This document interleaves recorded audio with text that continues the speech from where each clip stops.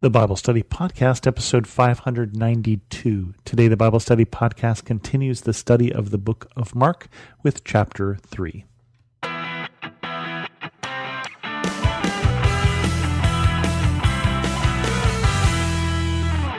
Welcome to the Bible Study Podcast. I'm your host, Chris Christensen. We continue with chapter 3, and again, Jesus is getting in trouble with the Pharisees. It started in chapter 2, and it's going to be a theme.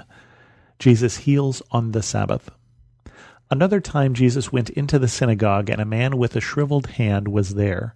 Some of them were looking for a reason to accuse Jesus, so they watched him closely to see if he would heal him on the Sabbath. Jesus said to the man with the shriveled hand, "Stand up in front of everyone."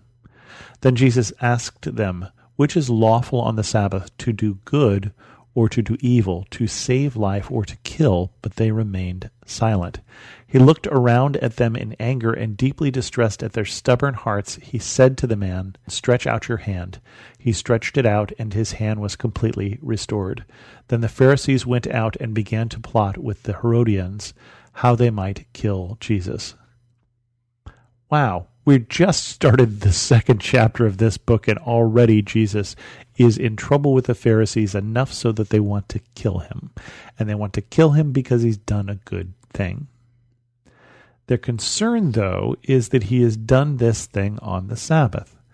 And again, what can you do on the Sabbath? What is work? What is the law? What are the rules?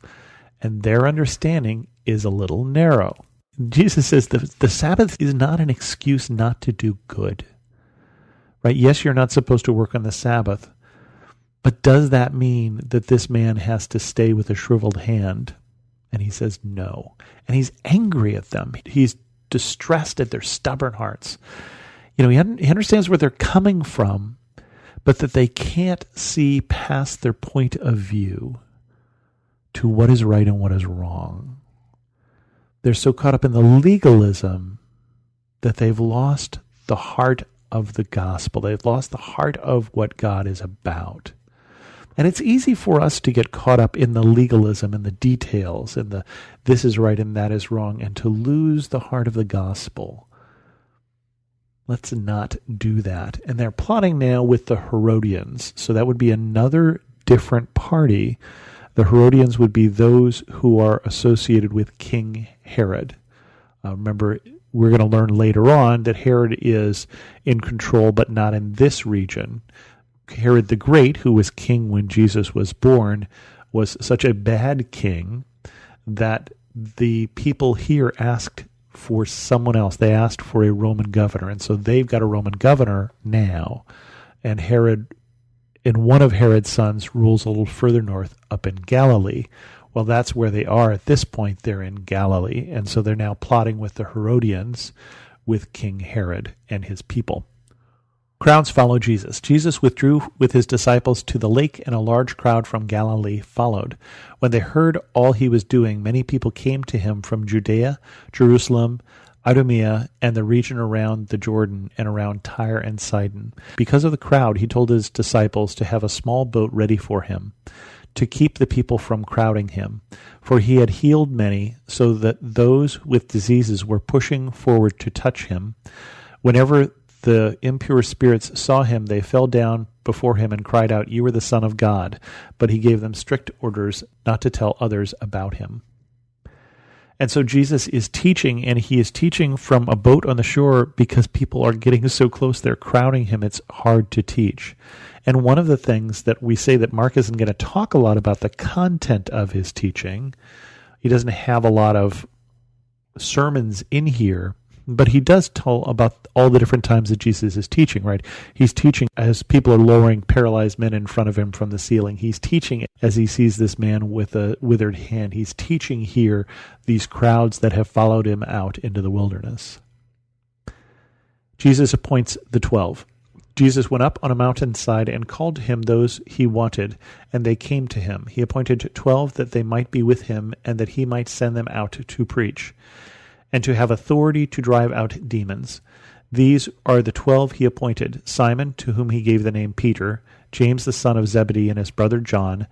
To them he gave the name Boanerges, which means sons of thunder, Andrew, Philip, Bartholomew, Matthew, Thomas, James son of Alphaeus, Thaddeus, Simon the Zealot, and Judas Iscariot, who betrayed him. And so he calls these 12, and you'll notice he calls them so that he might send them out. They're not just called to listen, they're called to be sent. And to be sent in Greek is apostolos. That's where we get the word apostle. These 12 apostles are those who are sent out. And again, we have that message like we did with Peter's mother-in-law is healed to serve. Peter and Andrew, James and John are called to fish for men. They're called to serve. And again, he appoints these people. He brings them close with the intention of sending them out, that they're being called into ministry. And they're being given authority, including authority to drive out demons, authority over the things that Jesus has authority over. And remember how weird it was. Remember how unusual it was when people saw that Jesus had this authority. So now there are going to be 13 people here to start, more later, who will have this authority. This is going to change things. Jesus accused by his family and by teachers of the law. Then Jesus entered a house, and again a crowd gathered, so that he and his disciples were not even able to eat. When his family heard about this, they went to take charge of him, for they said, "He is out of his mind." And the teachers of the law who came down from Jerusalem said, "He is possessed by Beelzebub.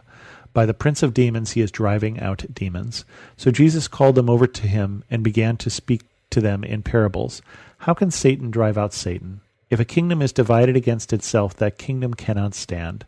If a house is divided against itself, that house cannot stand. And if Satan opposes himself and is divided, he cannot stand. His end has come. In fact, no one can enter a strong man's house without first tying him up. Then he can plunder the strong man's house. Truly I tell you, people can be forgiven all their sins and every slander they utter. But whoever blasphemes against the Holy Spirit will never be forgiven. They are guilty of an eternal sin." He said this because they were saying he has an impure spirit.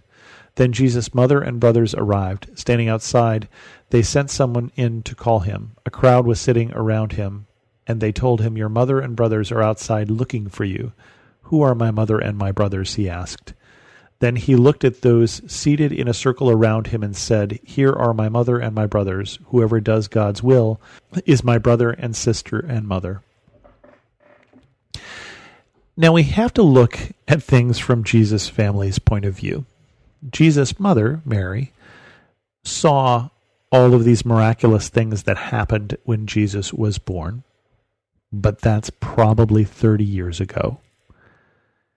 And remembers that time when he got separated from the family and was found teaching in the temple when he was 12, but that's probably 18 years ago. Probably between now and then he's just been doing carpentry. And then he goes off and gets baptized by John, and suddenly he's a teacher and he's healing and he is casting out demons, and they don't know who this guy is. I mean, they know who he is, but this is different. Something has happened that has changed the way he is behaving. It doesn't mean he wasn't religious before. It doesn't mean that he wasn't... But he hasn't been doing this, so they don't know what to do with him. And so they come to take him home, which doesn't work. But I get where they're coming from. If you thought you knew him at this point, and you might misunderstand what's going on here. Now, one of his brothers, James the elder, will become one of the leaders in the early church, but not until after Jesus' death and ascension. Not until after Jesus' death and resurrection. So his mothers and his brothers will come around, but at first they don't know what to do with him. This is just not the Jesus we know. It's hard. We sometimes, I think, want to keep God in a box too. We want to have God be the way that we always understood God to be. And of course, even more so if you're not realizing that Jesus is the Son of God, if you think Jesus is the son of Mary, even if you know he's not the son of Joseph, those rumors probably got around a small town. But even if you think he's just the son of Mary, he might come as a surprise to you. And then there's this thing with the teachers of the law. They completely misunderstand who he is. They think, well, if he has power over Satan, he must be Satan. And Jesus says that's ridiculous. Basically, if you're going to plunder a strong man's house, you got to tie up the strong man first. He has power over Satan because he is stronger than Satan. And I don't know which is scarier to them. But it is reassuring for us. With that, we're going to end this episode of the Bible Study Podcast. If you have any questions, send an email to host@thebiblestudypodcast.com, or better yet, leave a comment on this episode at thebiblestudypodcast.com. And thanks so much for listening.